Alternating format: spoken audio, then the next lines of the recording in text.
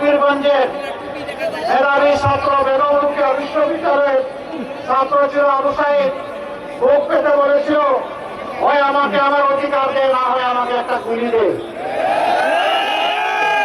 সে ডানা মেলে বলেছিল, বুকের ভিতরে তো গুলি ধর, বুক পেতেছি গুলি কর।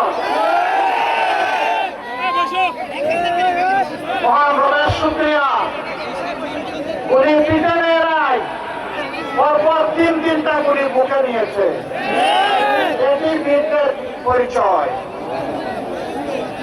এখান থেকেই জুলাইয়ের আন্দোলন গড়ে উঠেছিল।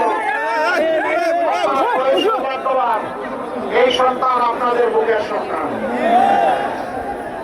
আমরা আপনাদেরকে কথা দিচ্ছি, আধিপত্যবাদের বিরুদ্ধে আপসহীন যুদ্ধ হিসেবে আবরার ভাই প্রথমে আন্দোলন করেছিল। তার রাস্তা ধরে আবু সাইদ করত, তাদের রাস্তা ধরে শেষ পর্যন্ত তাদের সহযোদ্ধা শহীদ উসমান হাদি একে একে তারা 1400 জন শহীদ হয়ে গিয়েছে।